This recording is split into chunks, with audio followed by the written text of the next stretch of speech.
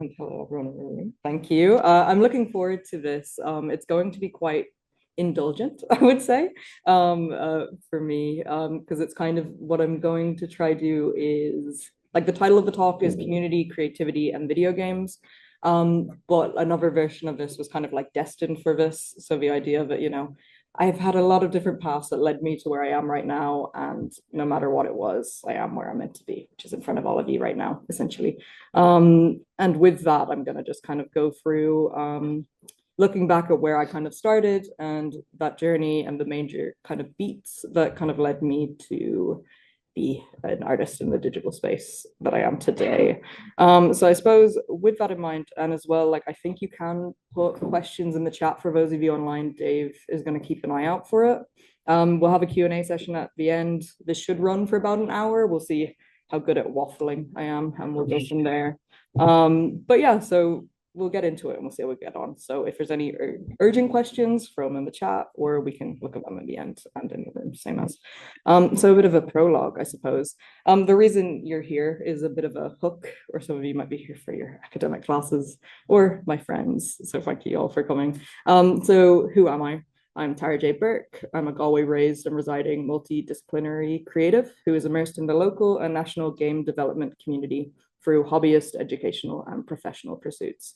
I have 7 years of experience as a 3D artist and game designer, and currently I work as a 3D generalist artist for StoryToys, and I'm an assistant lecturer in game design and 3D animation for ATU. I've worked on games for brands like Lego, Marvel, Hasbro, and Disney. I've facilitated workshops, given talks, and served as an administrator for industry support through collaborations and organizations such as Imirt, Eirmersive, Ardán, Crew, and Wexford County Council, to name a few.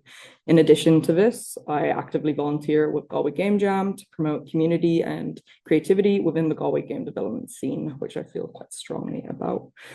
So yeah, you will join me as I share the importance of creativity, community, and video games in my practice and what has led me to be in the position I'm in today. So the idea of this session is we're going to cover quite a breadth of things in areas in the digital sector, such as virtual production, virtual reality, and more traditional game development and project facilitation. But kind of before all that, I was a child, and this is how it kind of started. What I also have in the top right corner, you'll see some initials in kind of like notebook layout. And a part of this kind of being focused around community and all of that, it's kind of more of my shout out corner. So like the people and things that might have given me this opportunity, because that's a lot of what this is, working in games is an interesting thing because quite a lot of us are introverts to say the least. A lot of this wouldn't have come naturally to me. The idea of me being a lecturer, hello, welcome, we're just getting started. Yeah, the idea of me lecturing or doing talks like this is would have been quite daunting. I feel okay doing it now. I can talk for Ireland. That's one of the benefits of doing teaching is you learn how to yap, I suppose. But one of the ideas for animation that I quite liked when I was getting into it, it's the idea of acting behind paper. So it's not you that's the center of attention, but it's something you're creating, which is quite nice. So yeah, all that to say, as far as like the shout out corner, we have Keith Shattuck and John Burke, my parents. And all that to say is, yeah, I'm one of 6 kids and this is a 6-pack. And what I think is quite interesting is kind of like where we are now. So, my eldest sister was a journalist and she's now a stay-at-home mom to my wonderful niece, Lily. I'm a 3D artist. Scarlett's a nurse. My older sister, Libby, works at logistics at Kellogg's.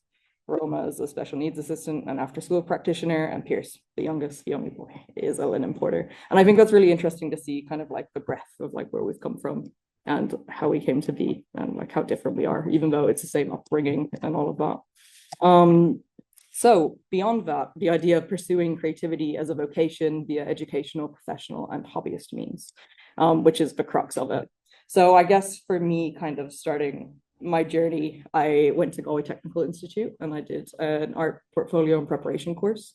And this was more because that was what was the most accessible when I was younger, obviously, that digital art was more emerging. There was a higher cost of entry as well, that you need a Wacom tablet, you need software, you need a computer that can run it, pen and paper, that's what you have when you're younger, right? Like I was always drawing, I always enjoyed art, I enjoyed painting, play, these things that are accessible to you in school. And I would say I have quite a fine art background. So I always enjoyed art. And one thing that you'll see me kind of mention throughout this talk is that I consider myself to be very risk averse. And what I mean by that, I suppose, is like I had to work all my way through college, I had to pay for college, I had to do all this. So everything I was trying to do is in a very practical way where I'm like, I need to earn money to live and I want to do this. How can I do this? And that was kind of a big motivator for me personally, while still trying to find a creative pursuit within that. So even though I came from a more kind of like practical fine art background, and I think that's what I would enjoy doing in another life, is kind of going full tilt on that. When I was in school, I was trying to think about what I could do to actually earn money. And the animation industry in Ireland is very strong. And that's kind of what I was being pointed towards, and I thought I might enjoy. And like I enjoyed animation. I watched a lot of animation, and I played a lot of games, so I was familiar with it. And yeah, at the time, the animation industry was quite developed in Ireland. So the portfolio course kind of allowed me to have a space to try art without committing to it for 4 years in an academic sense. And through that, it was kind of creating your application to a college. And in that time, I went to IDT to look at the animation course. And I was also looking at Clonmel, which is part of TUS now, as part of their animation course. And IDT were great. One of my friends was in college there. She went straight without doing the portfolio. And they let me sit on a week of lectures, and it was great. It's a great facility. I loved it, but I discovered it wasn't for me, which was really heartbreaking because this was kind of, my goal. This is what I was working towards, which made me kind of re-question everything.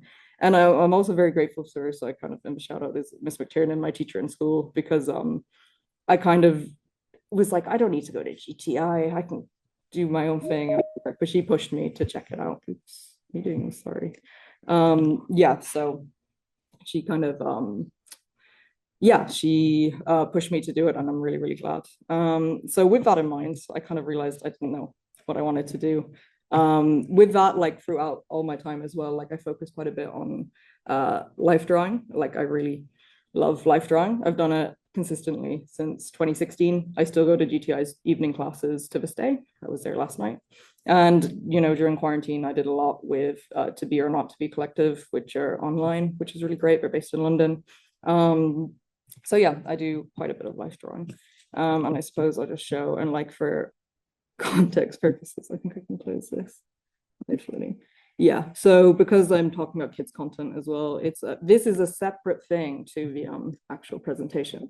But yeah, so it's like I do quite a bit of life drawing. It's, I find it something that's really it's just for me. It's one of the only things I do for art where it's like you go into a room, it's almost like yoga or meditation, where you can spend a bit of time and just get your hands dirty with charcoal, just make art, which I quite enjoy. And we'll continue from here. Yeah, so that's one of the things. So once I kind of discovered that I wasn't going to go to IIDT and I didn't know what I wanted to do, I ended up doing a level 6 that was in GTI, so an extra year add-on that was in character animation, because it was still animation, but it was again another year to see if I really wanted to commit to this before, if I was going to move county or give 3 or 4 years of my life to it. So it made me confident in my abilities. It had a nice workshop set up, so I dedicated space to work outside of class time. I've met some of my best friends through it to this day. And, it gave me an introduction to digital art as well. So even you can see like what I've put in here, this is all traditional art, but at least for a stop motion, I'm using a camera, right? Or, we're learning a bit about that. And it was my first introduction to digital art, which was huge. That's what I do now. So it took 2 years, but we got there. I also got to do an Eirmersive through it, which was great for me as well. So these are some scans from, my sketchbook at the time. Like I do believe in keeping notebooks, journaling, sketchbooking. Like I do that to this day. And it's great, to look back on as far as like a physical archive goes. So that as well, like helped me quite a bit. I did like digital animation there. It was my first time seeing kind of Cintiq graphic tablets when I was up there. They had a lot of like good facilities. I might see if I can just mute my notifications. Sorry, I didn't.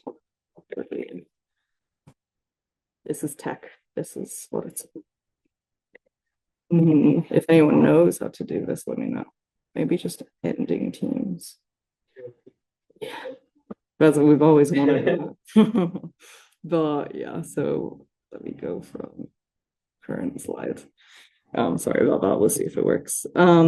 And so while all of this is happening, so this is me 2 years out of school, I suppose, at this point, and I'm got a level 6, and it's all great.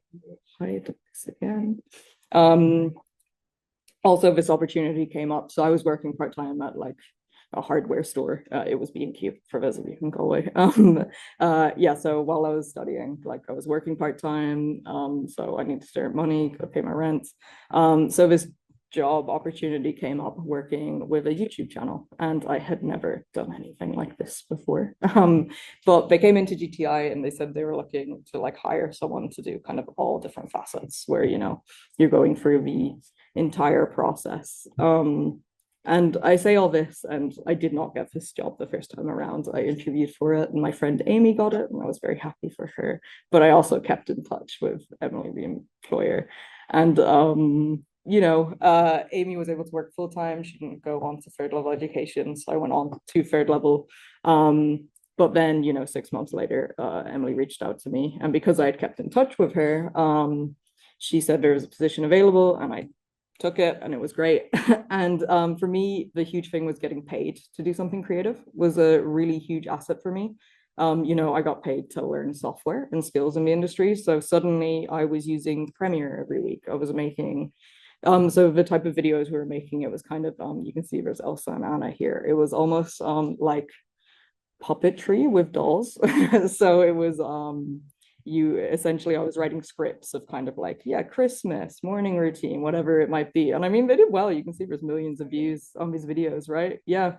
And like kids would just love watching kids play, right? So it just, yeah, it worked. And it's still going to this day. They do better now, I think, because this was like the start of it, right?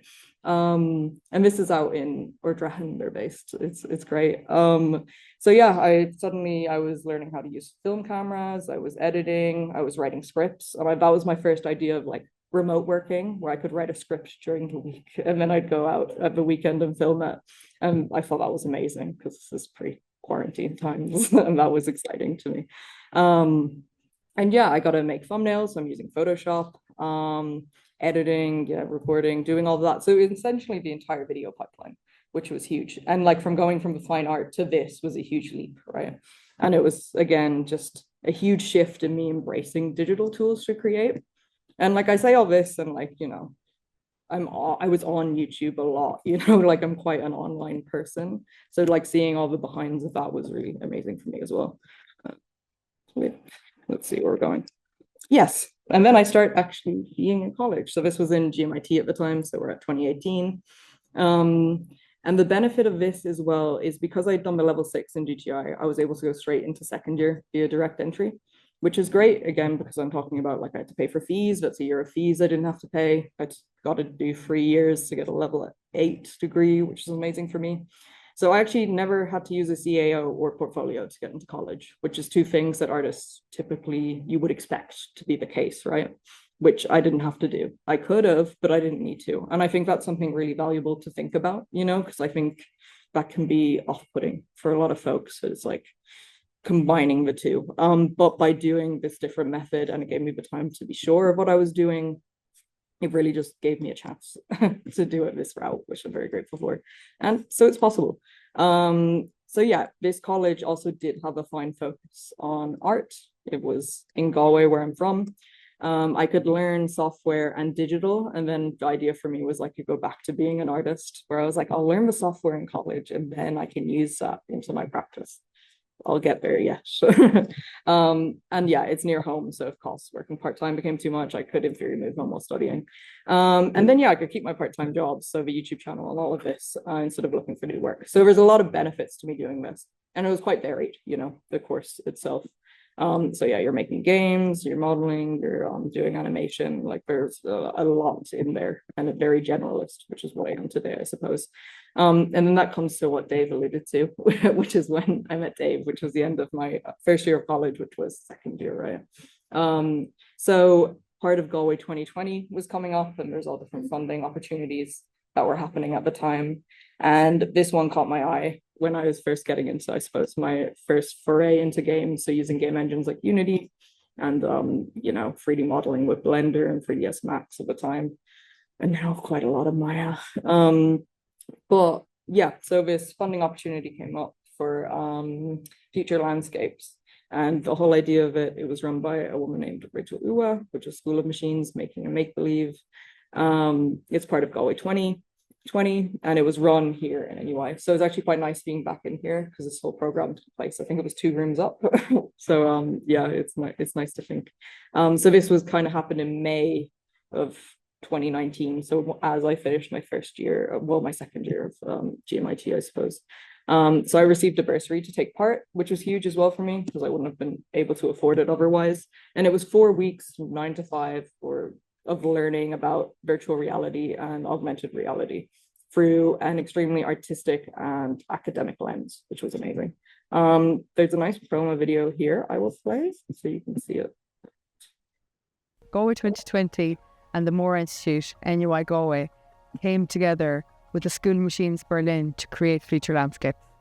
Future Landscapes is a 4-week virtual and augmented reality workshop, and the idea was to bring together some extraordinary local and international talent to try and build capacity in Galway's creative digital arts and research communities. It was that gorgeous mix of work and play where art should live. The opportunity to partner up with Galway 2020 as part of their digital program seemed like a huge opportunity. It's been really inspirational to see so many people coming from different disciplines in the art and look at the future of storytelling. Push people to the limit and then see what comes out of it. There's people from Ireland, there's people from Belarus, chilling all those colliding cultures in one space. And you're just meeting all these other people and it's just like sparks are going off. Exchanging ideas and meeting people, making contacts and just to see who's in your community and who is interested in similar things. Fabulous opportunity. We learned so much. I think it's great for digital artists in Galway. It gives you feeling of understanding more this world. Yeah, focusing on the human side and not the technology, I think that's where you get the best results.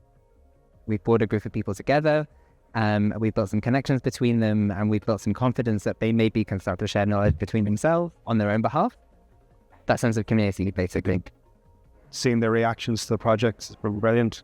Young kids from 6 years old up to people in their 80s playing with the projects and having fun and enjoying the work that's been produced, so it's been really positive.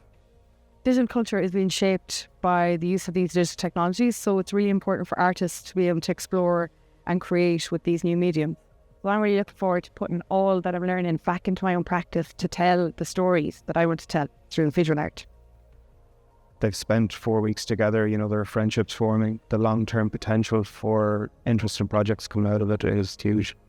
Using the projects that they have here as a springboard to create more things and find more collaborators and have more confidence, that's really the best that can come out of it. So that's a snippet of what Future Landscapes was. And it was, let's see. Yeah, so this was kind of the project I ended up focusing on for it, which you saw snippets of in there. And I mentioned my mom here because she's always great for finding links to stuff, and she'd always say she sends me a lot, and sometimes they do come through, and this was one of the ones that came through, so it was worth mentioning that as well. So check the Facebook links, honestly. But yeah, so as you can see, there was kind of a showcase at the end for it, and those of you might have noticed that it's actually where Outside Galleries is now in Galway. So, which is nice to see that space being used in a creative way. So it was kind of a culmination of everything we learned. And from that as well, actually, I got handed my first ever business card, which was really important to me at the time as part of my journey. But I just read a little snippet of Chora as well, which was kind of a VR piece that I made with a few of the folks.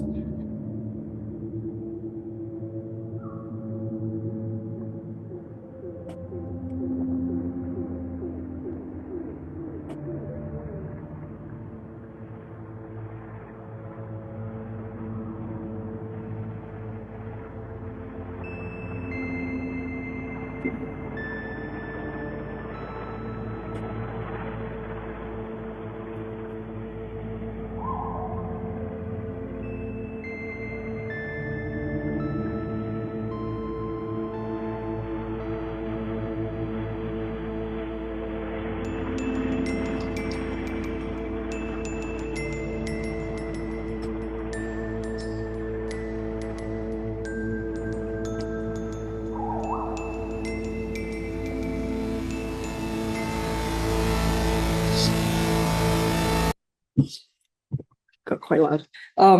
But yeah, so we made a piece called Chora, and the idea of it was that it was in two parts. So you had one person that was on a microphone and one person that was wearing a VR headset, and the person with the mic had a physical printout of different puzzles they would have to solve, and you can only solve them by talking to the person that was in the VR headset.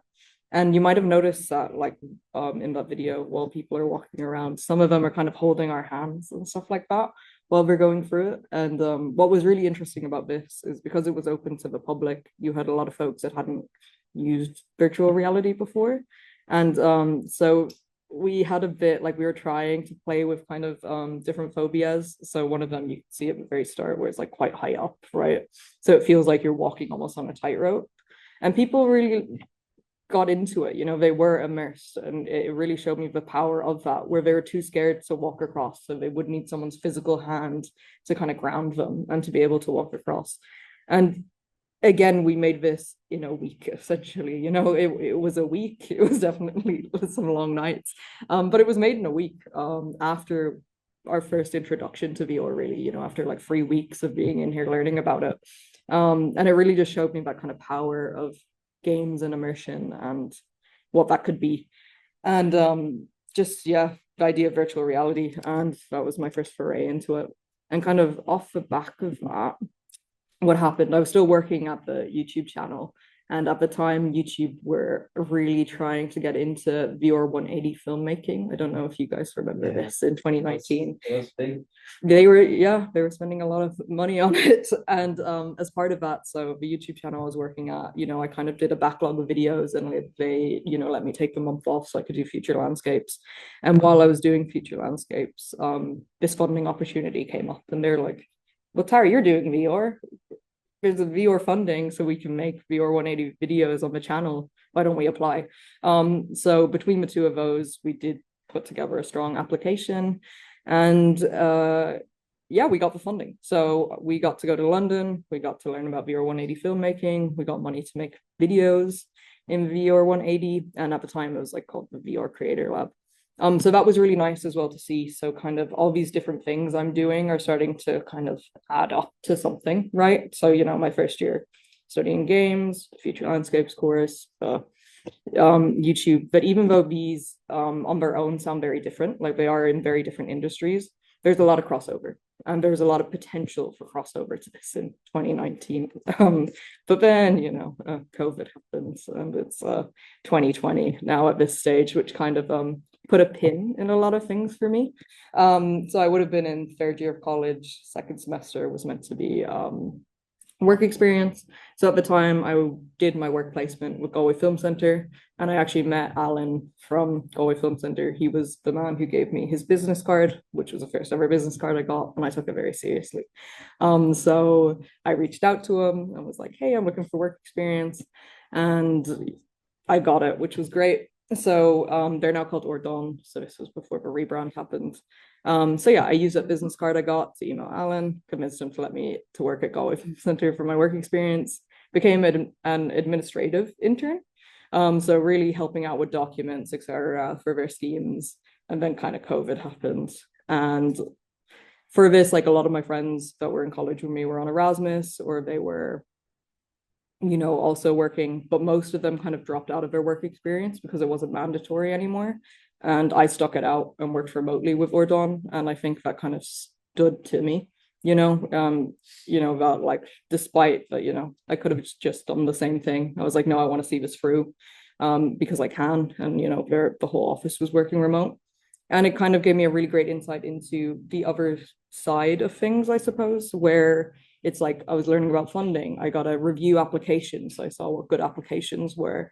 It helped me with my confidence. Even the idea of answering phones at the time was really overwhelming to me. And that was one of my jobs here, or, you know, booking accommodation for people that were coming, you know, like all these things that, you know, just come with an admin role that I was learning about. And as well, at the same time as this, as another Galway 2020 project that was meant to happen was called Interaction. So it was basically as part of Galway Theatre Festival, and there was a bursary to make some sort of like interactive piece that was using both theatre and digital technology. And I had pitched a piece called Genre for this.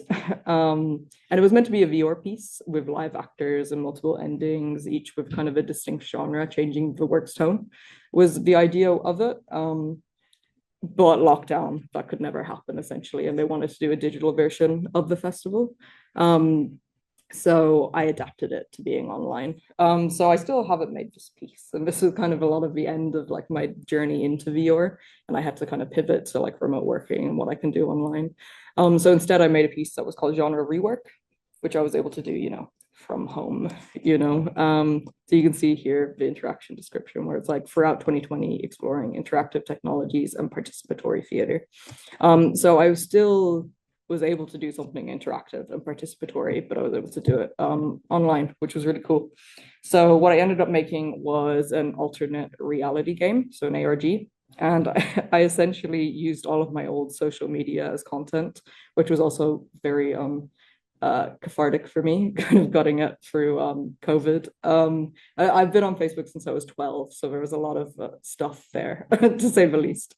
But yeah, so the description that I went with for Genre Rework was, how do we consume media? How often are we deceived? Genre Rework explores the human facets of our connected online world. It is an interactive experience that demands your attention. Anyone who participates in Genre Rework will have a unique interaction with the piece. The participant is an integral part of the story. It tells a story that fits almost seamlessly into modern day technology. The viewer must navigate Genre Rework at their own pace, uncovering the story that unfolds before them however they please. Once Rework goes live, it will be available to experience for a finite amount of time. So the kind of idea was that it was available for 90 days, and then after that I would delete it and you can't experience it anymore, which is part of it as well. And what I ended up doing was I made essentially for this ARG was a website, an email, a Facebook page, and like a few other bits of social media. I got a burner phone, so like a little brick phone as well, so people could like call me if they wanted. So the idea was that it was, you found a blog and you thought it was made by a certain person, and it would come to reveal that it was actually made by someone else using the social media stuff they'd found. And it was all like my old social media content. But then the role-playing kind of aspect of it was that you could reach out and talk to me or the other characters that I was playing as. So that involved, you know, you could ring if you wanted, you could email, you could text on Facebook, you could do it however worked for you. And I think for kind of the layman, this was a really interesting piece because like if you're involved in games, that sounds very straightforward, right? But I think what this can do is that level of immersion is really there because people are like, what happens if I ring this phone number? That is there, like what would happen? And something would happen, you know, it's cause and effect, which is a really interesting thing there for kind of games. And then what everyone does experience is really different. And the thing about it is some people did take it very seriously, which was nice, you know. And some people could like spend days interacting with it because it was like an email chain back and forth. And it was quite real because, you know, I didn't have every hour of my day to give to this. It was kind of when I was free, I could also like check in on the email and reply, or whatever it might be. The Facebook text, I guess, will be quicker. But that was like a real nice way of getting immersion, right? In a way that felt authentic, I suppose. So yeah, that's what I ended up making instead of the VR piece that I still hope to make one day. And this was all like done during quarantine. So it was a nice way for me to do something that was immersive without, I'm not a coder. So, you know, I kind of go and like build my own website. It's like I could get WordPress and I could do these things, which was great for me as kind of someone that's more artistic coming into games to be able to do. And with this as well, there's this award at the time called the Digital Society Award. And one of my lecturers, Edith, pointed it out to me that this bursary was available and it was kind of relevant to my piece. And I was one of the recipients of the award for this piece, which is quite nice. And it did run in the Galway Theatre Festival, I think for 2 years in a row. Like I know I said it was available for a finite amount of time, but it did make a comeback for another, like, because COVID was longer than we expected. So we kind of had it come again after a year later for like 2 days or something like that, which is quite nice. So yeah, so with that as well, so I was doing all that, still doing my studies, and I'm hitting my final year of college at this stage. It's 2020. And Ardán kept me on, which was great because again, I was able to leave the DIY job and I could work with Ardán part-time and I could earn money and learn, and that was really cool. And one of the main projects that I was meant to be working on with Ardán, or sorry, with Galway Film Centre, I suppose at the time, was we had received funding to make an indie virtual production shoot where like 8 different countries from Europe were meant to come to Galway. And that was like the idea that we're going to get about 20 filmmakers in 2020. We're going to come to Galway and we're going to shoot a virtual production film. And that obviously didn't happen, but we still had funding to spend. Like a lot of this, I'm sure you're familiar with, is the idea that we still need to spend the funding and have to make something, and we want to. So what can we do in those circumstances, right?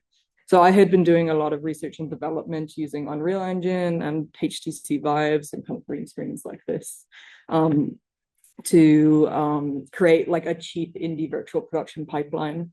So what is virtual production for those that don't know? It's I think The Mandalorian is a great example. So that TV show uses virtual production where it's a way of doing real-time compositing for films. So typically when you're doing green screen, you know, you'll do it in post, so you don't actually get to see the final image. But the benefit for this is you can get the likes of directors and actors can see a live comp of the final kind of look of what the environment is going to be for a film. And this was kind of like, or the Film Centre's way of getting into games as well, because it was hard to get funding for games in Ireland just 5 years ago. It's really changed now, which is great. So this was using game technologies, so Unreal Engine, and you know, game hardware as well, so using HTC Vives and those kind of headsets, but for film. So there was kind of an avenue there, which was really important. So yeah, with that, we couldn't fly a load of people out to Galway, unfortunately. So we pivoted, and I'd spent at this point about a year, nearly 2 years, researching and developing like a sturdy way of doing this, because it didn't really exist. And there was like a great online community for this to happen. So what we ended up doing was making a series on YouTube where I kind of spoke through and taught like our setup. So if you wanted to replicate it, you could. So I just show the promo video so you get an idea of it.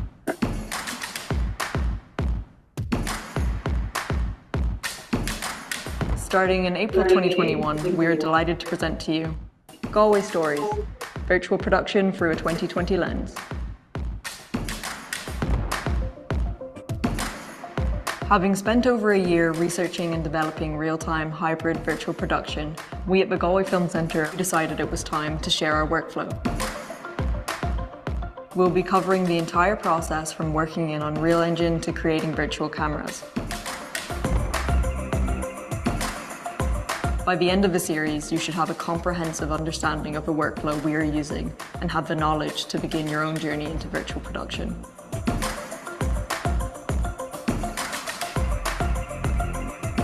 We look forward to sharing what we've been working on.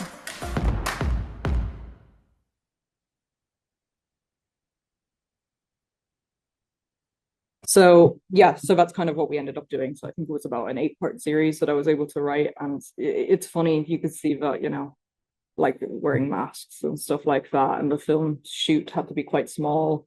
And I remember we had to get like a COVID officer in because it was technically a film shoot. Even though it was like 2 of us, it was like me and the cameraman. And then you add another person to it who has to make sure you're adding to the regulations, which is quite funny for the scope of it. Like I guess that was how it had to go. But it's a funny thing to look back on. But yeah, so with that, we made that series, and we were also able to do a little bit more funding and to actually help create the first short film using virtual production in Ireland. So that was first, and the producer on that is Ryan McKenna, who still does VP to this day, which is great to see. It's kind of a legacy project for that.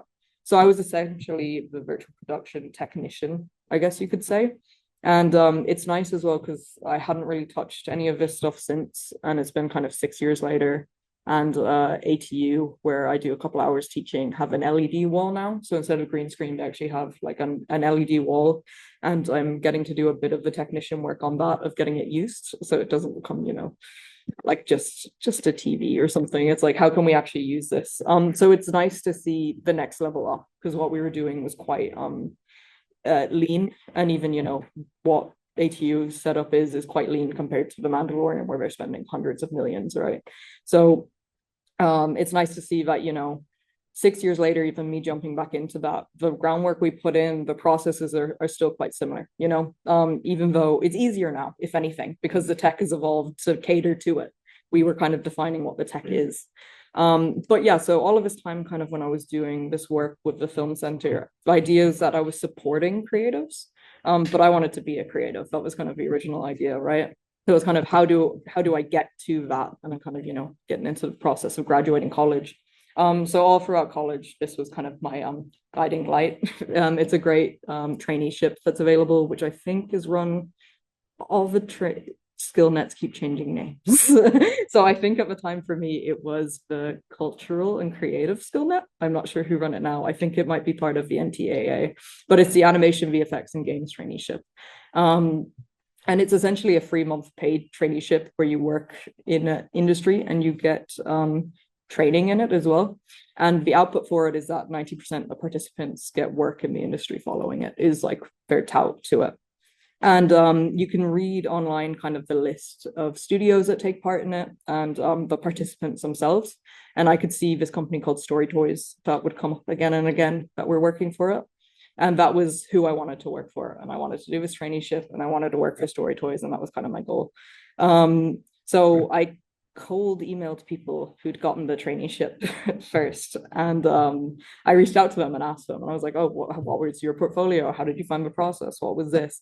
And everyone got back to me, which was really cool to see as well. And I also cold emailed StoryToys, just general email, and was like, hey, I'm going to apply for this traineeship, but it's actually ye I want to work with. And I didn't get it the first time. They actually already had someone who had done an internship with them that was going to do a traineeship with them. But the traineeship runs twice a year. And 4 months later, when they're doing the second round for the year, they reached out to me and we were like, you still interested? And I've been there for 4 years ever since. So this was kind of like my graduation from college, which was great. You can see me kind of here on the left. Up in the Dublin office. So yeah, what is StoryToys? I guess for folks that don't know, I work as a generalist 3D artist, and we do edutainment apps for kids, and essentially we work with really well-known IPs is kind of like what we deal with. And as a generalist artist, because of the scale of the apps we do and stuff like that, it's really nice because I get to be involved in kind of every facet of 3D. So I get to do modeling, I get to do unwrapping, I do texturing, rigging, animating, shaders, putting it all in Engine. So I work in Unity quite a bit. I do the renderings for marketing. So like these still images you'd see here, because of my experience doing like the video stuff on YouTube, I also do the video trailers, like what I'll show you now. So that's quite nice as well, because I'm able to bring that stuff back in. And it means every day is different, which is really, really cool. I work a lot on the Lego products we do, but we also do, I think the Very Hungry Caterpillar is very cool. We do their apps, like Sesame Mecha Builders. We do a lot Barbie, Disney, a lot that I'm not involved with basically, but yeah, a lot of like children's IP, but I've worked across kind of all the Lego apps that we do. So I'll just show you a little trailer to get a feel of it. So kind of a lot of what we do here, that's very, sorry, it's probably always been loud. But yeah, so what's nice is that like a lot of this, like including me doing the video and video editing, it's like the stuff you'd see in here, the shaders and all that, a lot of it is me.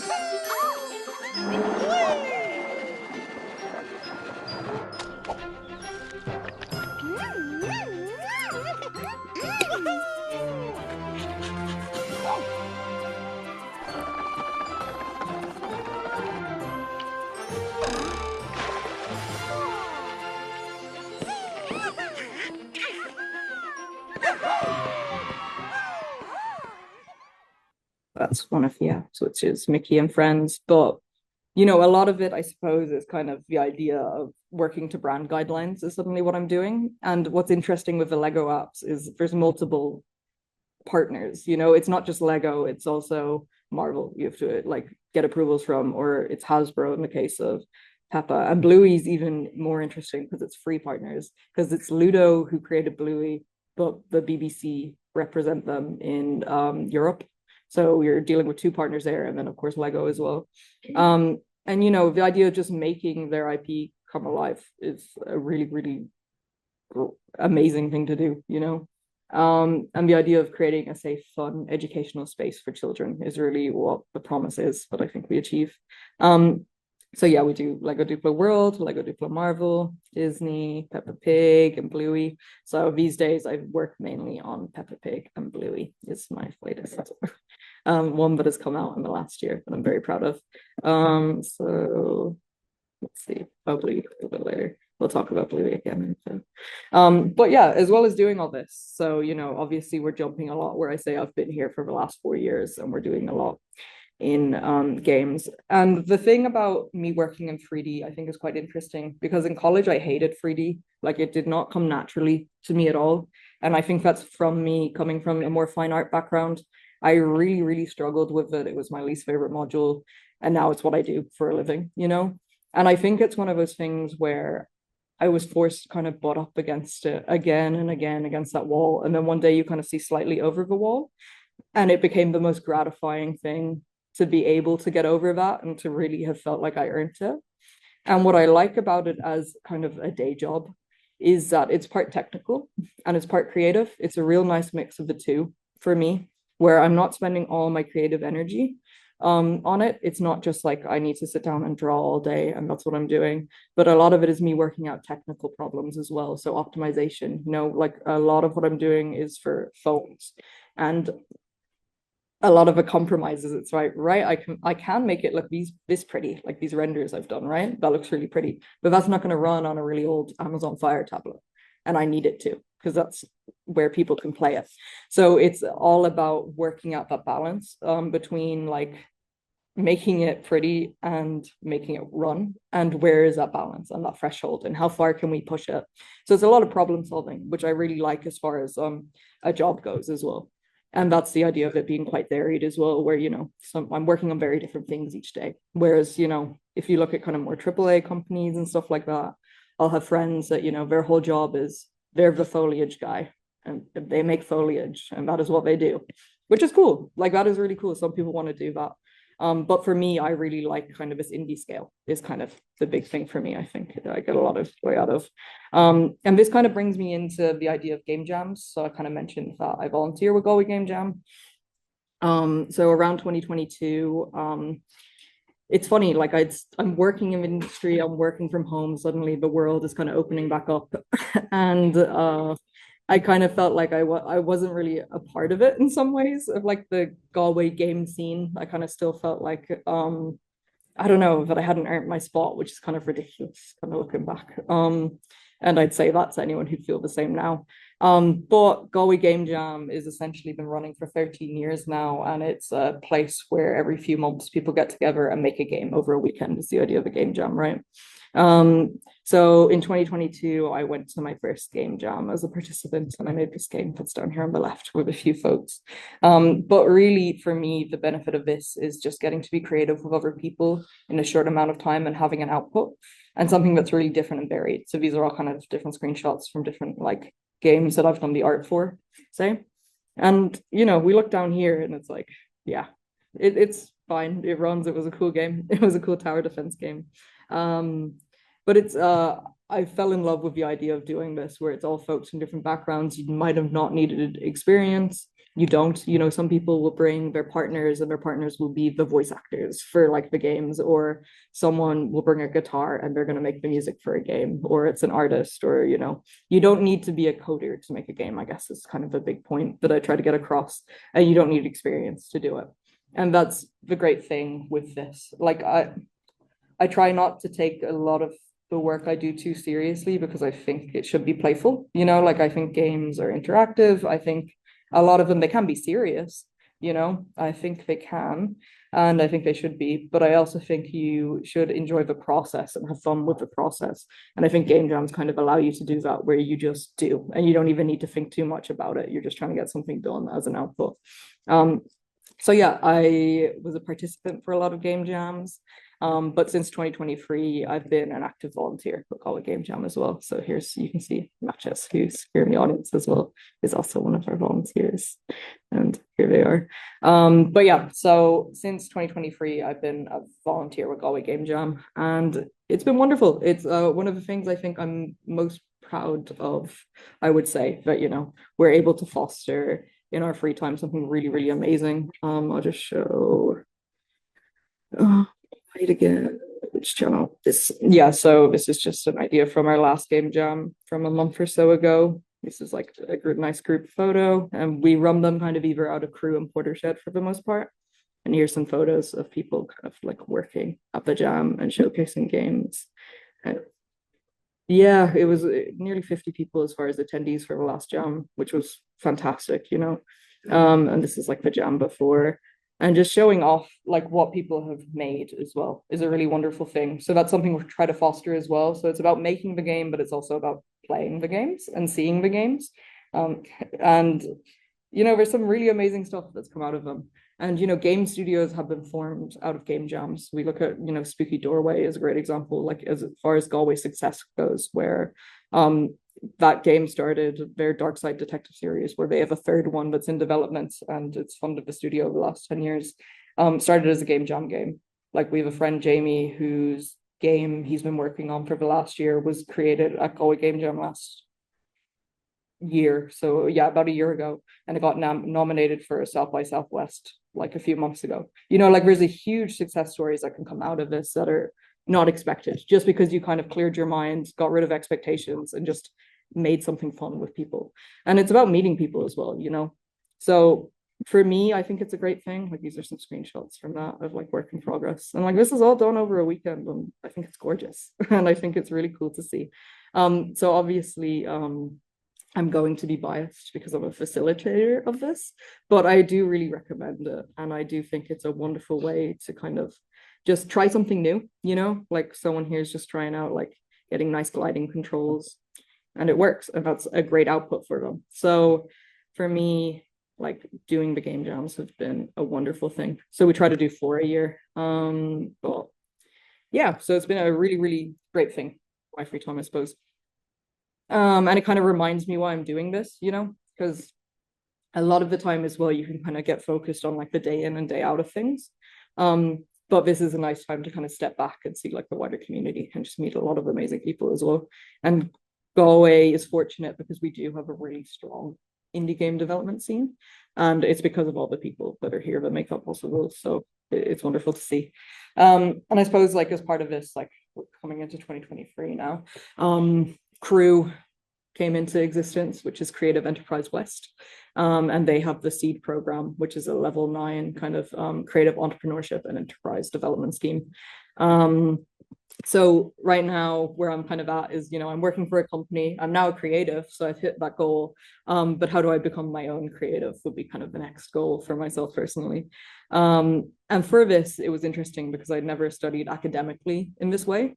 So it kind of gave me a strong insight into, you know, what it takes to run a business and like, how could I make a business out of being a creative as well? So it's like, okay, I'm an employee as a creative, which was amazing and I'm very fortunate for, but what could this look like? And so I did the SEED program and I really loved it. And since 2023 as well, I've been doing a couple of hours lecturing at ATU in the game design course. So that course that I did was design. The game design and animation has been very popular and successful. So it's now its own program that stands on its own legs, where you can specify if you want to do animation or games. And yeah, I teach in 3D animation on the program and game design itself, which has been really amazing as well, because I think it ties into what enjoyment I get out of doing the game jams, where it's, you know, you get to see the kind of spark in people and the motivation, right, to do the thing. And also I'm quite jealous of the students in a lot of ways, where they have the freedom, you know, to do whatever they want within bounds that we will grade, of course, but it's still their own creation, right, which I think is a really wonderful thing. And that's really what I try to push them for. It's like, when in your life will you get a chance again to spend a whole year working on a project that's yours, you know? It's a really, really wonderful time, and to have the support and facilities to do that, you know, and do it to the best of your capabilities is a really wonderful thing. So yeah, I'm doing a bit of lecturing. Also, I'm based out of Crewe, so me and some of my friends were all working from home essentially, and office space became available in the crew building. So that's based in Well Park on the ATU Clonmara campus. So that's great as well, because I can hop across the road and do my couple of hours lecturing, pop back into my office. But yeah, so it's about a group of 9 of us, and we're all working from home. And we were like, what if we didn't do that? And we had a space we could go to together. So yeah, we rent an office together is essentially what it is. But we're technically a collective that we've named Racon. And it's been really amazing. We've been in there 2 years now. And for me, like a lot of this stuff, I'm very comfortable just doing art at home, living at home, being at home. So again, this is a nice way that it kind of got me re-entered into society in some ways, in a great way, in a way that suits me, that's quite flexible as well. It's like I can still do some days at home where I get to do my laundry on my lunch, or I can have coffee with people. That's great too, you know. So yeah, I just wanted to highlight that, where Denman, who's there in the book, right, he kind of organized it, and to me it's been worth every cent. And you know, there's some like bursaries and things like that we've been able to get that'll help like reduce the rent a bit, because we're technically a startup. And yeah, it's been a really, really wonderful thing to even just be as part of a collective, but also just be in the crew building where you're surrounded with creatives, you know, like anyone that's kind of in this college as well. I'm very jealous of, because it's a space where you can just be inspired and you can see what people are doing. And again, just facilities as well is such a huge benefit. So this is my way of recapturing college years, I suppose. But yeah, I just wanted to highlight Lego Bluey a little bit, because this has been my last year. It's out in the world now. So yeah, a lot of the setup in Unity, you can see like all the seamless setups of scenes and backgrounds. It's all a facade, and then some final stills and stuff. And I'll just show you the trailer for Bluey as well. Build and play with Lego Duplo and Lego System Bricks. Join Bluey and Bingo. Hit the beach. Or have tea parties and serve up mud pies. Play games and do puzzles. Endless fun the whole family will love. Lego Bluey. Available now. It's available now. So yeah, what I love about Bluey, you might have noticed, is that I got to work on system bricks, which is like the adult Lego bricks. Up until now, I've spent years working on Duplo, which we also have, right? Like, but look, real Lego bricks. So that was like the big kind of jump for us with this, where suddenly we're getting a kind of more isometric view. It's an older it's for older kids than our typical Duplo would be, where Duplo, you're kind of catering between 2 to like 4 or 5-year-olds. And what a 2-year-old can do is very different to what a 4-year-old can do, is the interesting kind of game design challenge there, where a 2-year-old, that's tap play. Like they can just tap, they want to see something happen, great. Whereas a 4-year-old, you know, they can drag, they can do this. So you need to cater to both. Whereas this allowed us to kind of age up a little bit and do things that were a bit more complex than we could have done as far as kind of cognitive and even just like physical ability allowed. So yeah, that was really exciting for me to be able to work on for the last while, and just like, yeah, I somehow get paid to do this for a living, which is really cool. And with that as well, so a couple of weeks ago, the Kids Screen Awards were on, which is like, I call it the Oscars for kids content. It's not that as prestigious, but it is, you know, like one of the highest regarded kind of awards for kids content in the world. And we did win Best Mobile Game, which was great. So that was exciting. And the other thing, like when it did launch, we were #1 in the app stores very shortly, and #2 was ChatGPT. So that's now my claim to fame. It was very brief, but it did happen when we launched. Yeah, we have it somewhere. Yeah, I have to. It's in my brain. But yeah, so the app is doing really, really well, as with all the other ones. But this is the latest one that I've been spending, you know, my days on. So it feels very close to, which has been wonderful. And as well as that, you know, I do some bits with some friends, which is kind of Biscuit Factory games. And the idea with this is just like, me and some of my friends are trying to make some games that are more like, what are the games I would like to play, and like what kind of art would I like to do? So yeah, we're called Biscuit Factory games. We make small bite-sized games. The idea is that it's small teams, small games, quick releases. So, you know, different biscuits, different types. So yeah, we released this game called Three Kingdoms, which is quite cute. It's like a turn-based strategy game. But a lot of this, it's just, I obviously, I need more hobbies, I think, is what I'm learning by doing this that aren't games. So I need a more varied life. But for now, I'm just very happy to be indulged in it. And yeah, so, like, I guess Three Kingdoms came out and we're working on more stuff. And so we're looking at some chef stuff lately, but it just allows me to test stuff basically, where it's like, oh, just art for art's sake. And, I got to work with really talented people and do things that I wouldn't be able to do on my own. So like some of the folks that I'm working with, worked on Fall Guys and Fortnite, and that's crazy. The fact that I'm able to make games with them and have fun doing so. And it's, it's pure creativity, but there is kind of a purpose, there is kind of a goal there and a guiding goal, which is quite cool. So yeah, this is like for fun. It kind of fits what I'm up to, I suppose. And then of course there's all other things. So, like doing talks like this, facilitating workshops. Because I do the game jams as well, one of my highlights of last year was that I got to organize an internal game jam within StoryToys, which was really, really great. And we're hoping to do it again this year. Doing miscellaneous freelance work, giving talks, all of that stuff. And yeah, just a lot happens, right? I suppose is the way to put it. So it's one of those things where, you kind of don't notice everything happening. And I think I would have been quite a yes woman earlier in my career, where it's like, yeah, I'd say yes to anything that was coming, even if it really scared me, or maybe I didn't really want to do it, but I thought it would be of benefit. But now I'm suddenly in a position where, time is a bit more finite and I get a luxury to kind of choose the things I want to do, which is strange to think back, in the space of really 4 years, the position, like since I've graduated to here. What has changed, I suppose, is kind of a big takeaway for me, I think. Sorry, and I guess as part of like kind of, I suppose, the epilogue is that, like a lot of other stuff did happen during this time, but these are kind of some of my career highlights that I've had so far, which has been really exciting for me. So, what I wanted to instill is that, everyone's journey will be so different. And, I have people around me that continuously took chances on me.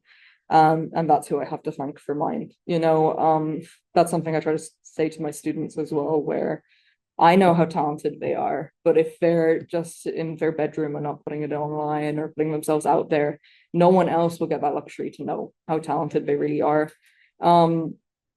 And that's the hard thing, right? It's almost like two different personas you're trying to put on, right? Where it's like, I want to make art and I want to create, and I'm doing that process for me, but also I want to put it out there so I can make a career out of it, right? So, thank you for listening to me and for allowing me to indulge, and like you're now part of my journey as well, which I'm very grateful for. And I don't know where I'll end up. I didn't expect to work in games. I didn't realize until many years into my like developing career that games were a possibility, and that's kind of the beauty of it, that all of this stuff has been interconnected, and I've been so lucky for that to be the case, and that I trust that it will work out how it's meant to be for me. And I can't imagine it any other way. I've had a blast. But what do I hope happens? We'll see. I'd like to get a master's at some point and delve into creative research and explore my practice deeper. And I just want to be part of the Galway game development scene as it develops itself, becomes bigger and greater than I can ever imagine. So I guess with that, questions? Thank you.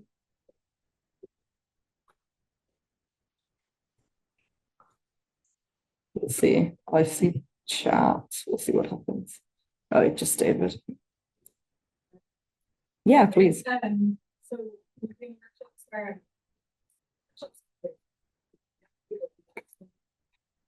yeah. So we did one a couple of years ago, which was part of Crinan and Oak. So that was with Wexford County Council. And the way that works and why we don't do it more is because obviously that changes it quite a bit, right? Where you do need to, like, there's more processes obviously to protect children. So the idea of like getting guarded vetting and things like that was part of the process for it. So yeah, actually Kate that was here was part of that as well. So because Kate had experience working with children and we hadn't. was one of the biggest hurdles for us. We're like, oh yeah, we know how to do game jams. We can do this, but we didn't actually have that experience of dealing with minors in that way and like bringing it along. So Kate was great for that because she has a lot of experience facilitating for the youth. But with that, I suppose we were able to get funding to cover it and, you know, get lunch and like, you know, all of those kind of things for the kids through Wexford County Council through that program. And yeah, I'd love to do more of it, but that's kind of the only one hands-on we had. But it was great. I really enjoyed it.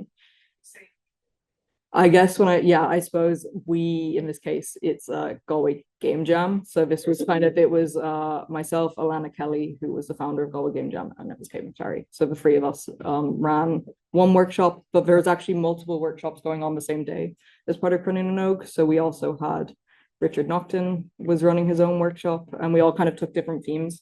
So, for example, we ran a game jam. So the idea was make a game at the end of the day, using Pico 8, I think is what we were using, was kind of our output that we were hoping to do. But at the same time, we also got funding to do some workshops and kind of talks, which I think Richard Naughton and Craig Walsh did. So this was all in kind of Wexford County Library.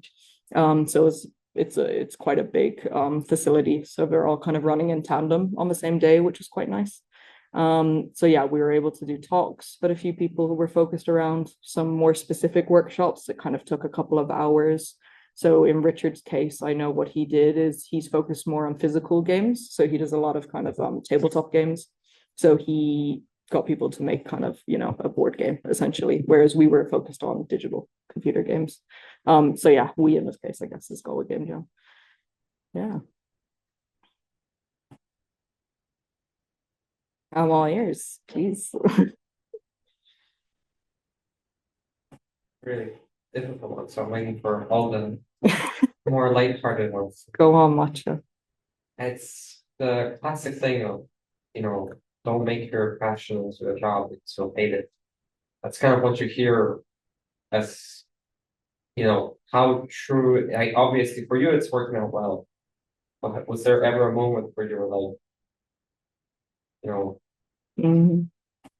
well, like it always will be a job, right? You know, like it's the reality of it, but you still can get joy out of that. So it's like it almost forces discipline, right? You still need to show up at 9, you still have deadlines you need to hit. These are the things. So for me, as someone who would be a procrastinator, if not, I think that's a benefit, you know, that I have to do these things and I have to show up for it. And for me, I think because my work is so varied, I'm lucky where it keeps it fresh. Yeah. And I'm given a lot of trust where it's like, okay, I know my deadlines and what I need to get done. And I'm in control of doing that, you know, which is good. You know, I think that's a really important thing for kind of success, especially in this kind of creative field, is trust, you know, especially when it's multiple people working remote over different, like even, you know, time zones and things like that. Yeah. You know, like I have coworkers that are, you know, in Brazil or in Canada, and, you know, we have staggered start times. So that trust is important. And just for me, I mean, ask me in 5 years and we'll see if the answer is the same thing, right? But for me, I've enjoyed it. And I think, you know, I still have a lot of things that are outside of my life. I think in art, it's really important that you do have variety. Like in order to create, I think you need to experience. I think that's a really important thing that we can underlook. You know, I think you can't just consume to then create. Like to make something wholly your own is to bring your experience to it. And that's what I hope to do, right? Is to bring my life experience to what it is I make, and in whatever way that may come out. And I think that's the beauty of all of it, is that all of us in this room would make very different things with the same brief, even with the same guidelines. So for me, that's kind of where the joy comes, where I do see it as a vocation, you know, and I still try to kind of get balance outside of it. I know it doesn't seem like that, but I have been trying really hard in the last couple of years to be like, what are things that aren't screens or that aren't like games or aren't this, that like I can bring back into what it is I do. I'm probably scared of that question. Huh? Did I skirt around it?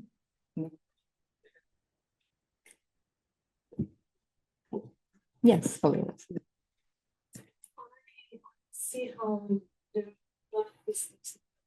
they are invited artists that we've gone from this experimentation, gone from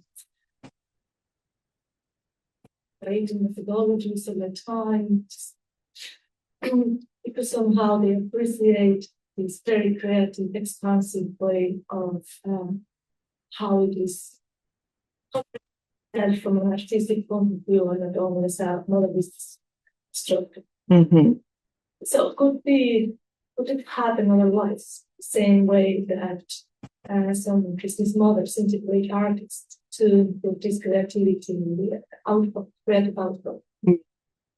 Does it happen the other way? So what would be the contribution of the business model, to, if any, to the so, yeah, I mean, I understand the point of deadlines and discipline, but we don't necessarily need that coming from this kind of models to art.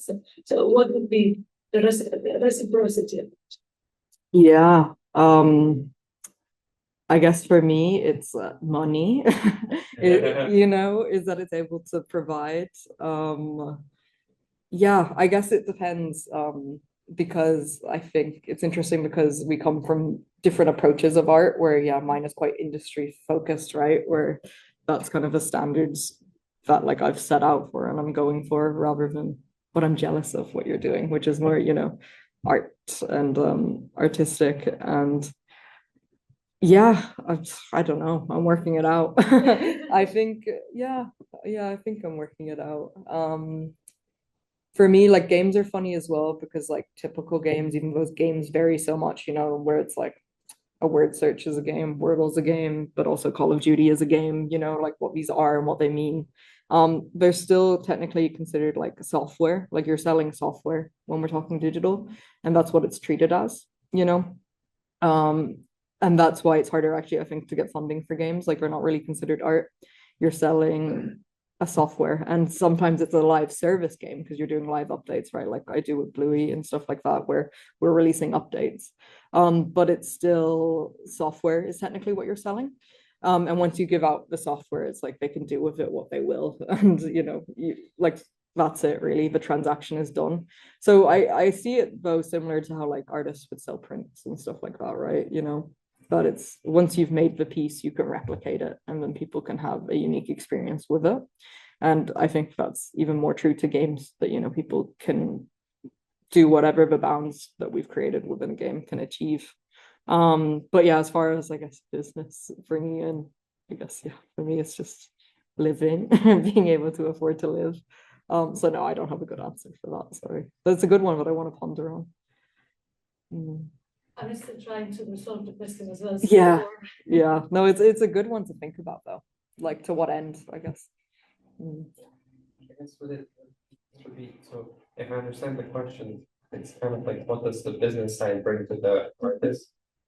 I guess, I mean, I don't have much experience just from like talking to people. It could be the structure, the deadlines. Here's the funding, here's when you have to release this product, figure it out. And then you kind of have to, you're almost forced to make the thing, you can't procrastinate it because you won't get paid. Yeah. Could be that. I mean, it's a very hard way to look at it. Like, yeah, it's true. And like, I guess for me, a lot of the benefit is working with other people. Like it's allowed me to work in teams and with people that, are as equally interested in as I am in art, but for them it's programming or it's music or whatever it might be. It's writing, it's design. Some people really love like spreadsheets, and I'm glad they exist, and they really love working out timelines, and I'm glad they exist, because I could never do that. And it makes for a better thing, right? Like I'm able to make things that I would never be able to make on my own within, like, if I was given all the time in the world, I wouldn't be able to make on my own. And each of us is in there. So for me, I think that's one of the biggest things. It's just like, that variety as well. Like the folks I work with are so varied and they do have really different backgrounds. And that's another big perk of, I think, remote working as well, in my experience, that the culture is very diverse and it's allowed for that as well. So like one of the folks that I work with like closest Like he lives in Granada in Spain, you know, and I've met him in real life twice. And it's always amazing when I do. But yeah, those kind of things for me is what it allows to do. It's just like the diversity in that and just, yeah, making things that I wouldn't be able to without the structure of a team, I suppose. Mm. Just maybe just a tiny final one. There's one after you. You mentioned Yeah. biscuit games, right? Yeah. Yeah. I'm wondering if you've heard of Strange Scaffold. It's big inspiration, yeah. That's as soon as I saw the like short games, whatever, I was like, Strange Scaffold. They're doing like the same thing, and I'm wondering, have you maybe considered touch? Well, they were actually at Fish Game Summit last year. Zalavir, yeah, he gave a talk. And what I think is interesting about Zalavir is he's very young as well. Like he's my age, like, you know, so he was 27 last year at the time of the summit. And for me, I was like, seeing what he's done in a few years is really impressive to me.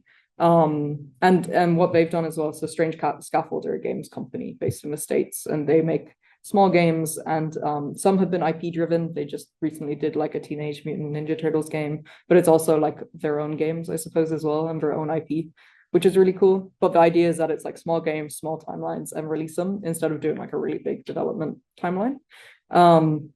And yeah, it's the dream, right? That you got to make a lot of stuff and release it to the world and get enough funds coming back in that you can do it again, instead of hedging all your bets on like a big project.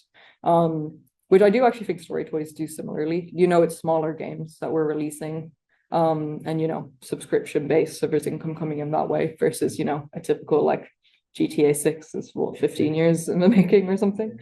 So yeah, there's like very different methods there. So I think Strange Scaffolds and like people like Sock Pop and stuff like that are like great examples of the dream to me. Yeah. My dream. Finton? Yeah. Hi, hey. So just this StoryToys, you mentioned you had a lot of apps for the Duplo. And yeah, I was wondering, were you like the team scale up for the Bluey at all, and were you able to offset any of those roles, or was it the same kind of team? Yeah, the team itself, let's see, I think it would probably be around 10 people kind of in production, but then you have a lot of people kind of supporting that as well, where it's like marketing or, you know, producers and things like that. But as far as like development team, I'd say it's about 10 people, where it's like 4 developers, sound person, 2D artist, 3D artist, you know. That's the same between projects, like they do scale it depending on the demands, and like, you know, there was like, say with Peppa, there's like 2 3D artists that are Onyx, so we can split our time and stuff. So it just depends on the product, and if you know, if we need more help, we say we need more help, and we get more help, which is great, you know. But we do kind of the Lego ones are interesting in a way that we know them quite well, you know. It's not we know the scope of them, we kind of know what we're agreeing to do, and because we've been doing it a long time, like, you know, the scope is up to kind of like us to decide, where it's like, I know what I can get done, so I'm not going to overcommit. So it's kind of like learned experience that way as well, where like we were talking about with the idea of like, I could make something this pretty, but there's only so much I could do in a day as well, you know. Whereas like, how long does it take 9 women to make a baby? If it takes 1 woman 9 months, right? It's like, oh sure, it's only 1 month. But it doesn't work like that, right? You can't always just throw more people at something and expect it to get done faster. It doesn't necessarily always work. So yeah, no, so I guess the answer is it's flexible. But we kind of, because we're very experienced, we kind of know ourselves what we're committing to, and we have long enough timelines to work it out as well. You know, the idea of being agile, if we're going more businessy, it's like, yeah, we can adapt, and we're agile, and we're doing all these things, and we're reflecting every sprint. A benefit of business, I guess, for Rocio. So yeah, it's adaptable, all that to say. It's good.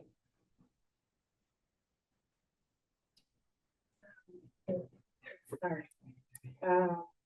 Like the work you're doing is amazing. It's so cool to see your path. But I'm wondering about the game. Like, I don't want to be antagonistic. No, please. It's just like, I have a toddler. My friends and my brother like keep them on the phone for fun. You don't have one. But like, he doesn't know how to press buttons. Yeah. You know, so when you're saying a 2-year-old press button, I'm like, oh God, he doesn't know. He knows what an iPad is, but he doesn't know, because we're trying to keep them on. Growing up, you know, there's been such a huge change in the last decade with kids that watch me know. And so, like, is there ethics or that you're thinking about, and when you're saying it's edutainment, so then there's all that stuff I don't know about the game that I'm sure there is loads of learning. So I don't know, maybe you just want to speak a bit to that. Yeah, like I would feel similar to you in a lot of ways. And like I would have had friends like when I was growing up, you know, like TV existed, but we had friends in our class that didn't have a TV in their home, right? Whereas now it's like there is a TV in the home, you know. So even like, you know, that's kind of the previous generation's version of that, right? Where it's like TV dinners versus sitting at a table to eat dinner, right? And now it's in our pockets, right? Is the scary thing, right?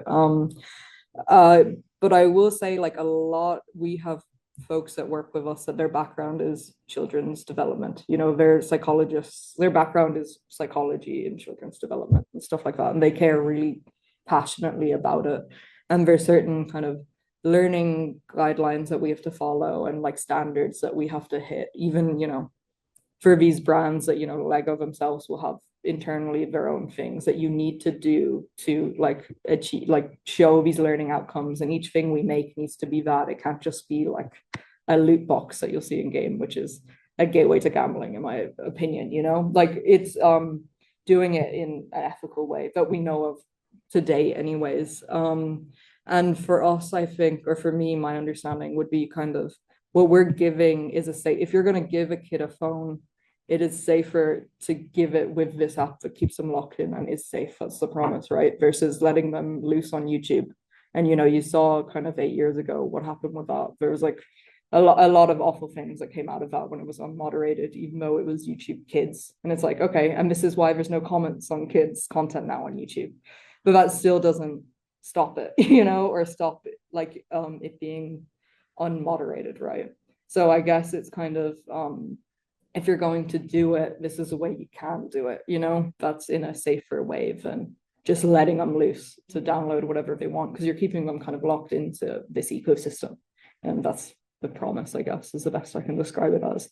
So yeah, always. But it's a worthy thing to think about, you know, like that's something we'll talk about like with the students, not just like for kids content, the idea of dark patterns, right? You know, of these insidious things that marketing, like, you know, just addictive patterns that you can abuse and you see abused in games or just social media. It's all gamified, right? And trying to stay away from that, you know, because personally, that's not something like I have an interest in or that I want to pursue. Yeah, so I think it's a big hard topic, right?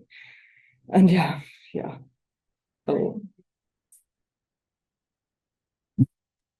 thank you.